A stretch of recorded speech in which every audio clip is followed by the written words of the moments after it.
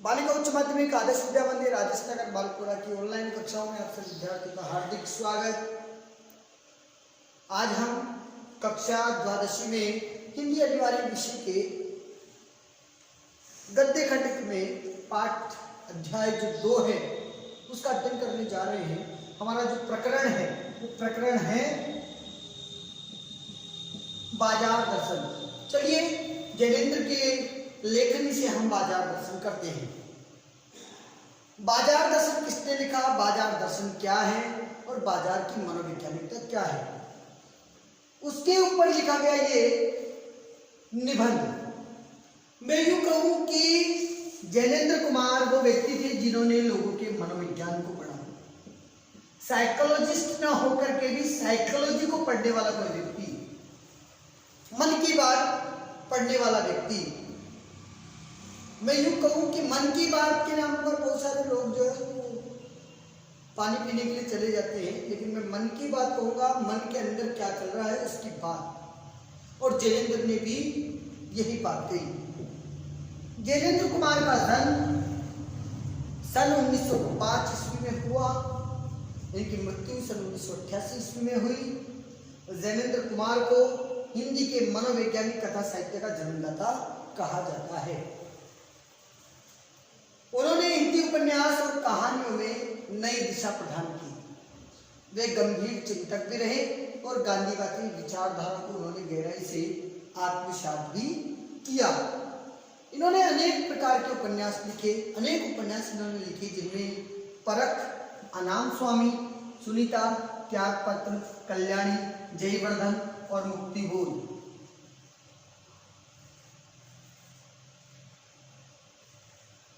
देखिएगा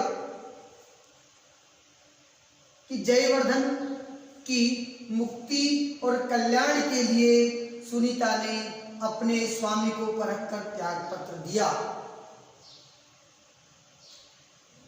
जयवर्धन की मुक्ति और कल्याण के लिए सुनीता ने स्वामी को परख कर त्याग पत्र दिया। ये एक ट्रिक है इनके उपन्यास याद करने की। इसे देख लीजिएगा।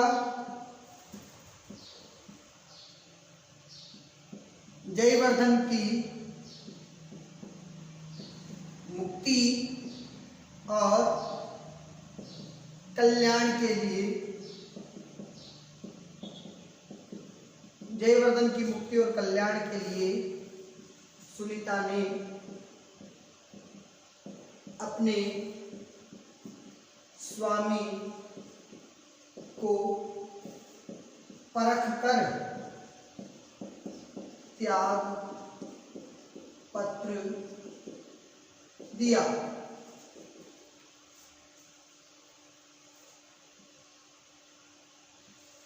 उस जयवर्धन की मुक्ति के लिए, उसका मतलब उपन्यास।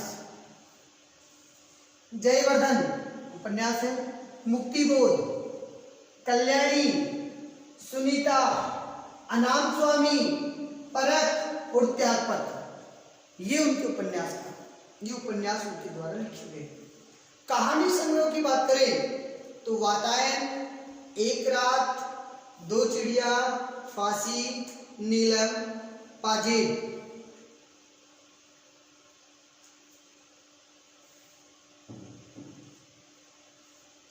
वातायन, एक रात, 2 चिड़िया, नीलम, देश की राजकन्या, पाजेब और फांसी।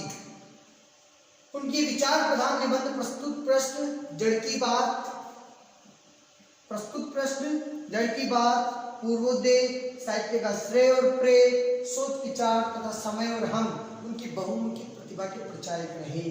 जीवन के प्रश्नों को सुलझाने में जैनेन्द्र की दृष्टि व्यापक रही। जीवन के जितने भी प्रश्न आए हैं उन प्रश्नों का समीकरण क्या है, उनका बड़ा ही व्यापक दृष्टिकोण इनका रहा है। मुंशी प्रेमचंद ने उन्हें भारत का गोरकी कहकर के महिमा मंडित किया। मुंशी प्रेमचंद ने जैनेन्द्र कुमार को भारत का गोरकी कहकर के उन्हें संबोधित किया। प्रस्तुत निबंध बाजार दर्शन में क्या कहा गया है उसका अध्ययन जो है हम इस पाठ्य पुस्तक में करेंगे। खैर क्यों क्या कहना चाहते थे ये बता दौड़ दे। हाँ तू रोक दिया मुझे, हंसी ला दिया तूने। पीछे से इशारे कर रहा है, तुम पढ़ने नहीं दे रहे यार।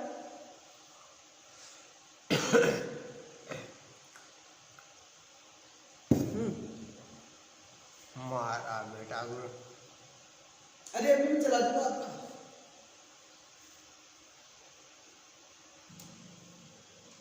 तो कहीं ना कहीं आज ग्राहक और विक्रेता दोनों ही कपटपूर्ण व्यवहार से हमारे विनिमय और अर्थतंत्र को क्षति पहुंचा रहे हैं। आवश्यकता से अधिक वस्तुओं का संग्रह, आवश्यकता से ज्यादा वस्तुओं का संग्रह करना अर्थव्यवस्था के लिए घातक है। अभिप्राय यह है कि अर्थव्यवस्था को तभी अच्छी रहेगी कि जितना आपको आवश्यकता है उतना ही पूर्ति करे। और वास्तविकता है मुझे 100 किलो की आवश्यकता है और मैं 500 किलो का संग्रह रखूं तो जो 400 किलो एक्स्ट्रा है या तो वो डिस्ट्रॉय होगा या खराब होगा, वो दूसरों के काम में भी नहीं आएगा। चाहे वो केवल गेहूं की बात नहीं कर रहा, चाहे वो गेहूं हो, कपड़ा हो, रोटी हो, मकान हो, आदमी को यही सोचना चाहिए कि मेरी पूर्ति हो गई है, अब दूसरे के लिए भी हो। क्योंकि हमारी संस्कृति, हमारा विचार सर्वे भवन्तु सुखिनः सर्वे सन्तु निरामया, इसको लेकर के चलता है। और इसलिए हमें आवश्यकता से अधिक वस्तुओं की आवश्यकता नहीं होनी, उसका संग्रह नहीं करना चाहिए। बाजार में अनेक प्रकार के कपड़े आते हैं, तरह तरह के कपड़े हमारे को लुभाते हैं। इसका मतलब यह नहीं है कि शोरूम खरीद करके घर पे ला दिया जाए। इसका मतलब ये नहीं है, केवल संग्रह इतना ही हो कि हमारी आवश्यकता पूरी हो जाए।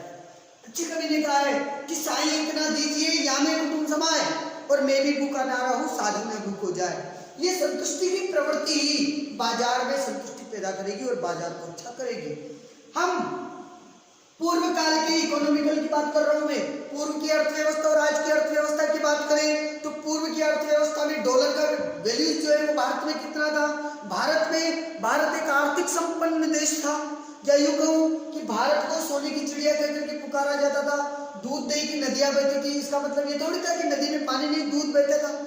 इसका मतलब ये है कि आर्थिक संपन्नता की दृष्टि से भारत एक सक्षम देश था। क्यों था? क्योंकि भारत के लोग संतुष्ट थे, जितनी आवश्यकता उतना ही संग्रह करते थे।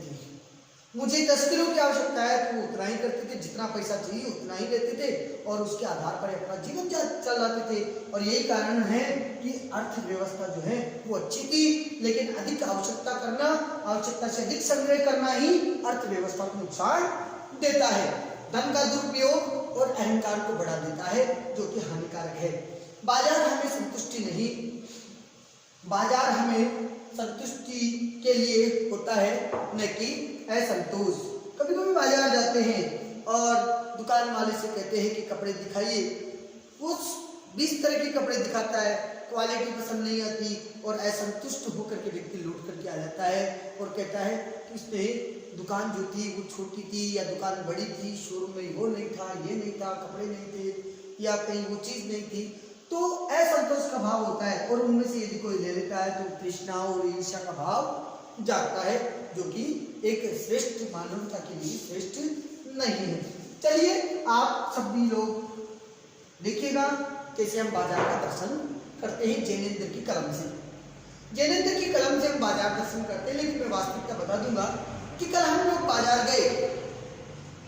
जब बाजार गए तो लेना कुछ और था, लेकर के कुछ और आ गए। मैं मेरे लिए नहीं कह रहा हूँ, मैं मेरे एक अभिन्न मित्र के लिए भी नहीं कह रहा हूँ, ये सारे के सारे बात कहिए कलम से लेखन करने वाले जैनेन्द्र ने, जो मन से सोचता है मन के से लिखता है। और कहा कि एक बार की बात कहता हूँ, मित्र बाजार गए तो थे, कोई एक मामूली चीज लेने पर लौटे तो एकदम बहुत से बंडल थे। लेना थोड़ा सा था लेकिन बहुत सारे सामान लेकर के आए।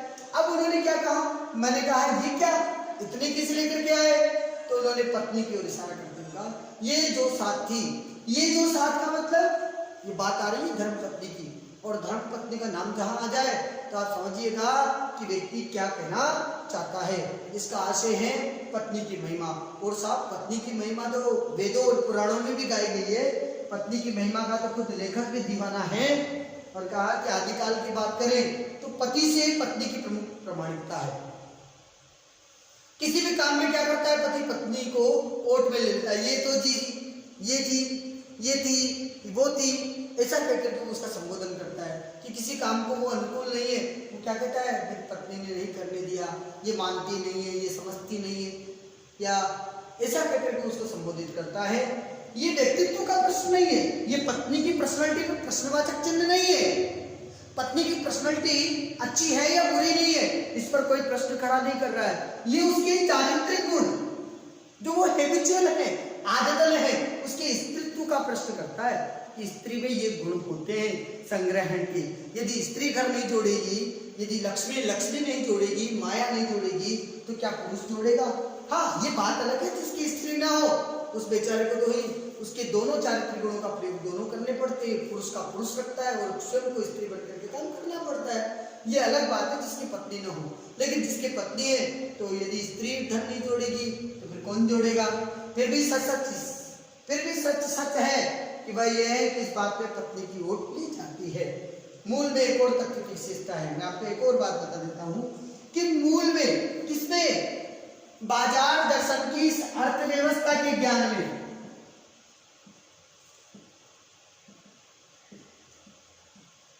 अर्थव्यवस्था के इस ज्ञान में, अर्थव्यवस्था का मतलब इकोनॉमिकल फंडा, और इकोनॉमिकल फंडे का मतलब मैं आपको और बता रहा हूं उस देश की दशा कि जहां का इकोनॉमिकल, जहां के बहुत अच्छे इकोनॉमिक्स वाले प्रधानमंत्री बनते हैं लेकिन बोलते कुछ नहीं है, जहां की इकोनॉमिक्स नहीं जानने वाला प्रधानमंत्री बोलता है और इकोनॉमिक्स के बारे में बताते हैं।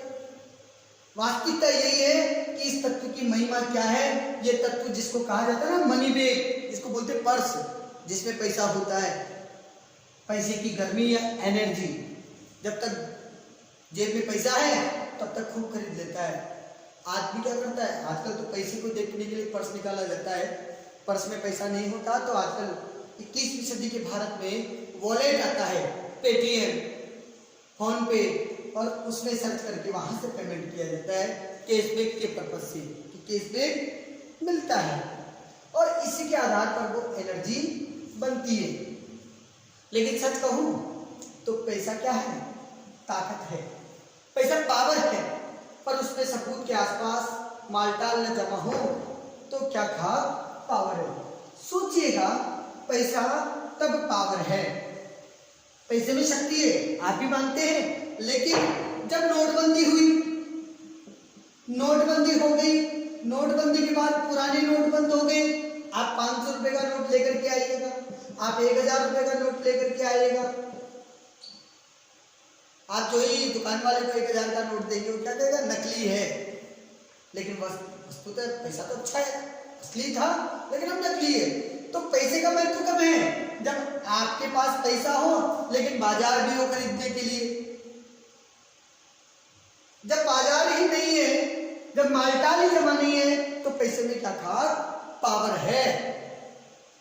पैसे को देखने के लिए बैंक हिसाब देखिए, पर माल, असबाब, मकान, कोठी अनदेखे भी दिखते हैं। यदि पैसे को देखना चाहते हो तो किसी के बैंक और हिसाब को देखिए कि उसके पास कितना बजट है। माल, असबाब, मकान, बड़ी बड़ी कोठियां बना लेना, इससे तो दिखी अनदेखे भी दिख जाएगा कि इतना बड़ा सेट है। पैसे की उस परचेजिंग पावर के प्रयोग में ही पावर का रस है। आज हमने पैसे की इस परचेजिंग पावर के विषय में पढ़ा, बाकी का शेष हम कल पढ़ेंगे। धन्यवाद।